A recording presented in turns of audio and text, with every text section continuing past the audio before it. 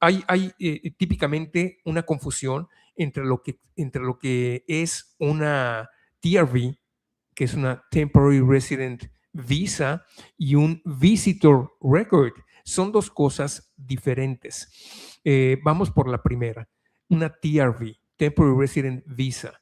Una TRV es aquel documento que una persona o que las personas que típicamente requieren una visa para poder viajar a Canadá necesitan tener vigente. Una TRV es aquella visa de visitante o de estudiante que se adhiere en el pasaporte y que te sirve para poder viajar a Canadá. Es lo que te permite subirte al avión y llegar a Canadá. Una vez que te subiste al avión, tu TRV ya no sirve para nadita, para nadita. Ya, el fin que buscaba esa TRV ya se cumplió. Adiós, ya no más. Entonces, ¿qué pasa? Llegas al puerto de entrada. En el puerto de entrada, entonces te va a recibir un amable oficial migratorio para preguntarte cuáles son los motivos de tu viaje. Ahora, en ese punto, tú puedes tener, además de tu TRV, que insisto, ya no te sirve, la TRV no te da acceso al país. Y eso quiero repetirlo, la TRV no te garantiza el acceso al país. Lo único que te garantiza la TRV es que te puedas subir al avión para venir a Canadá.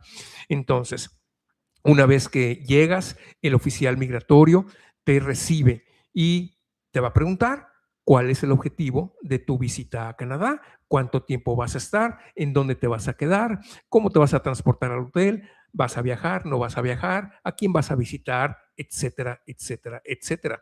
Entonces, en función de la entrevista, de la conversación que tengas con ese oficial migratorio, será si te dan acceso o no te lo dan. Entonces, ahora, además, podrías tener permisos. Podría ser que ya te hayan aprobado un permiso de estudios y que entonces lleves tu carta de aprobación y entonces ahí el oficial, si no tiene inconveniente, te va a imprimir tu permiso de estudios. Puede ser que ya tengas contigo un permiso de trabajo o que en ese punto te puedan imprimir un permiso de trabajo. Eh, o puede ser que el oficial considere que te va a imprimir un visitor record. No es tan frecuente, pero lo podría hacer definitivamente, un visitor record. Y eso me lleva a explicar qué es un visitor record. Entonces, bueno, antes de eso, el oficial puede permitirte la entrada aún sin darte el visitor record, aún sin sellarte el pasaporte y solamente diciéndote cuánto tiempo puedes estar o inclusive podría darte acceso y ni siquiera decirte cuánto tiempo puedes estar en Canadá. En ese caso, el tiempo que puedes permanecer son 180 días, es decir, ausencia, ante la ausencia de un sello que diga exactamente hasta cuándo te puedes quedar o ante una instrucción verbal del oficial de cuánto tiempo puedes estar en Canadá o ante la emisión de un visitor record, entonces por default son 180 días.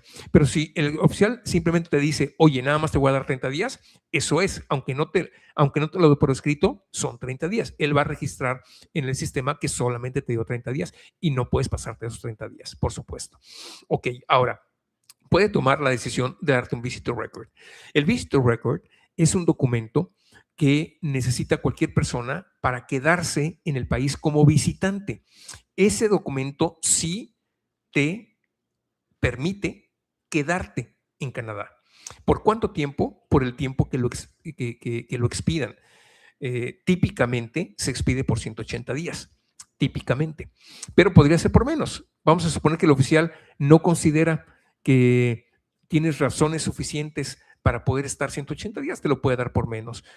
Por más, en algunos casos, una vez me dieron un visitor record por 365 días para alguien, para la esposa de un canadiense que estaba tramitándole su sponsor, es decir, el canadiense estaba patrocinando a la mexicana para, que era su esposa, por supuesto, para que la mexicana, para que su esposa tuviera una residencia permanente. Y como el trámite iba a durar un año, perdón, disculpen, como el trámite iba a durar un año, entonces el oficial dijo, ay, ¿para qué le hago hacer doble trámite? Y me dio el visitor record por un año. Pero eso ha pasado una, dos, tres veces. Nada más, típicamente, es por 180 días.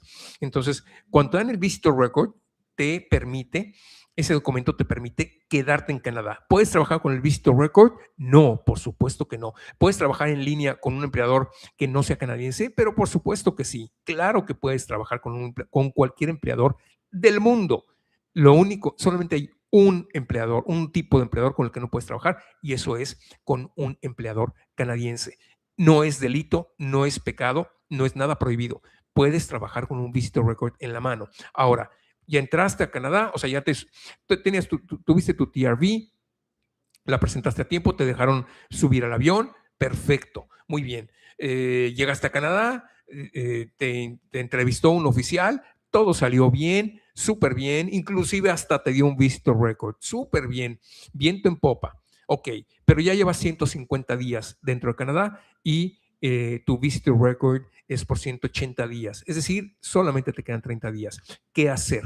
Bueno, puedes pedir otro visitor record. Ahora, ¿cómo se pide un visitor o una extensión? ¿Necesitas salir de Canadá para otro visitor record? No, por supuesto que no. Lo puedes hacer dentro de Canadá sin ningún problema. Se hace en línea y es un trámite relativamente sencillo.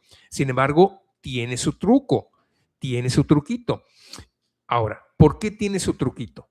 Porque el visitor record es el documento que aquellos tramposillos, mentirosillos, que les gusta hacer las cosas mal, que les gusta hacer eh, cositas ilegales, utilizan para poder quedarse en Canadá con estatus y trabajar en cash.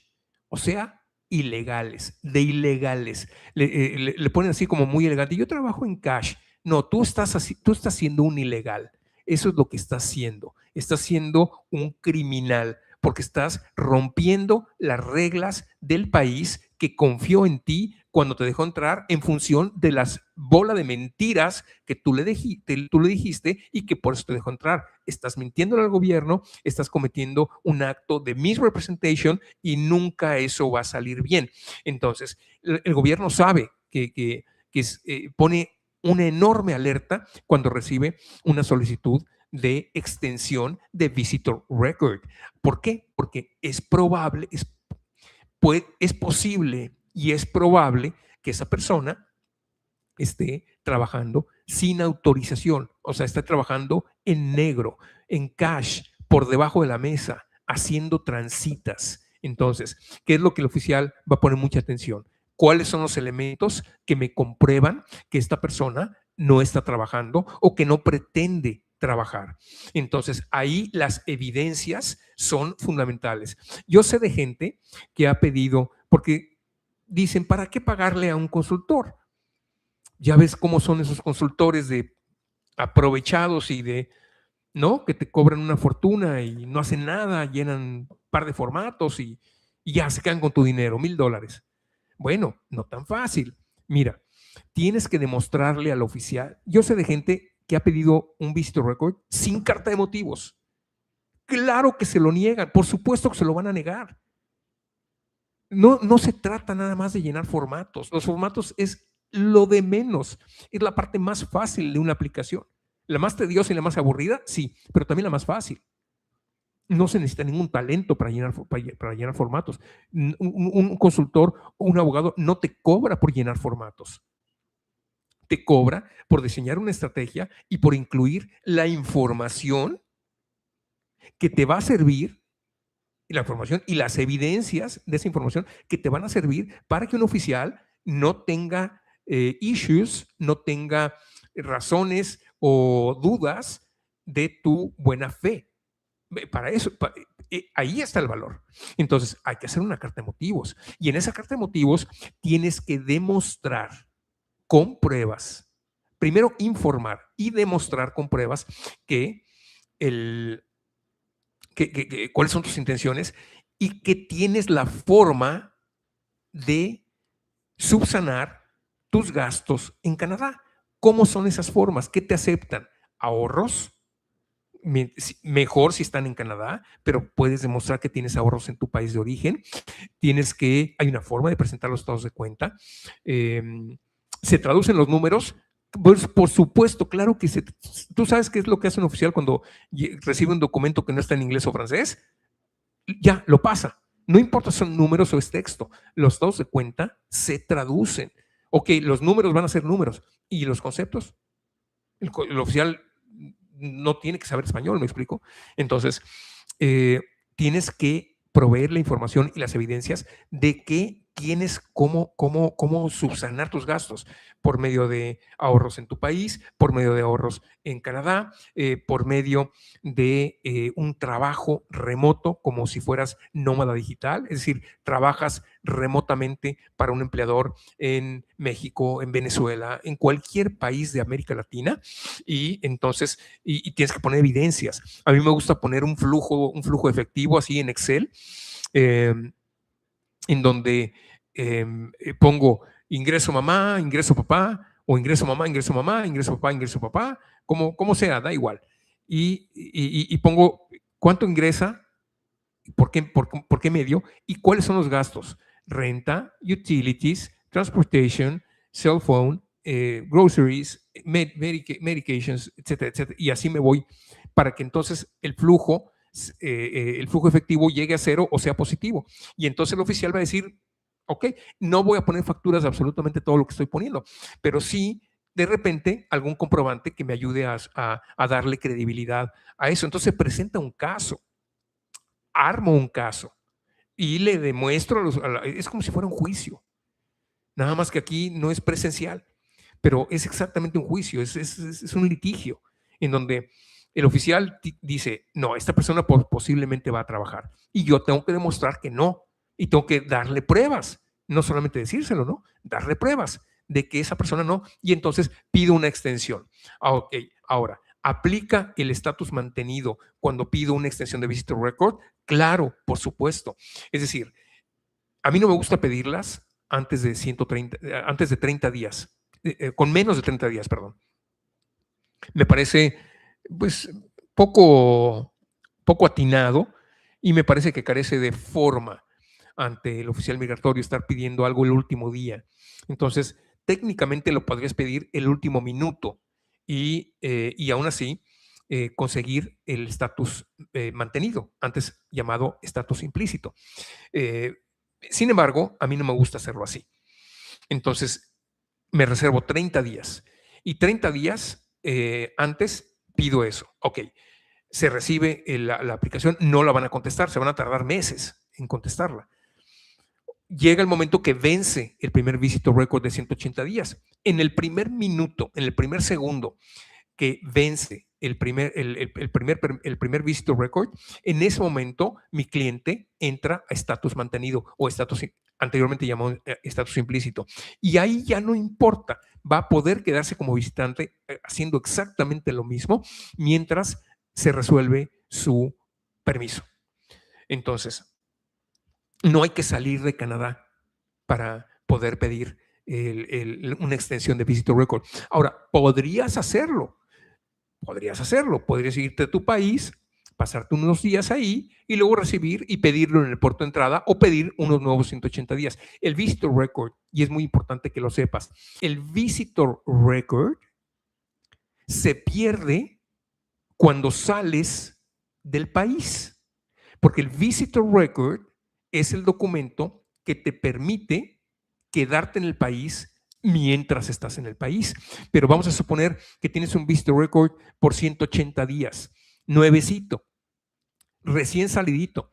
Entonces, tienes ese visitor record. A los 30 días decides irte a Bucaramanga, Colombia, porque extrañas a tu familia. Ok, perfecto. Nada te impide salir, pero no puedes pretender salir a Bucaramanga y luego regresar y flashearle el visitor record al oficial en la cara y decir, todavía me quedan 150 días, o para ese entonces tal vez 140 porque te pasaste 10 días ahí con tus paisanos. Ese visitor record dejó de existir en el momento que pusiste un pie fuera de Canadá. El visitor record se anula cuando dejas Canadá. El único objetivo del visitor record es que puedas permanecer en Canadá con un estatus de visitante y todo bien, ¿no? Ya sabe, con las limitaciones y con las facultades que ya hablamos. Ok, entonces, bueno, esas son básicamente las diferencias entre el visitor record y la TRV.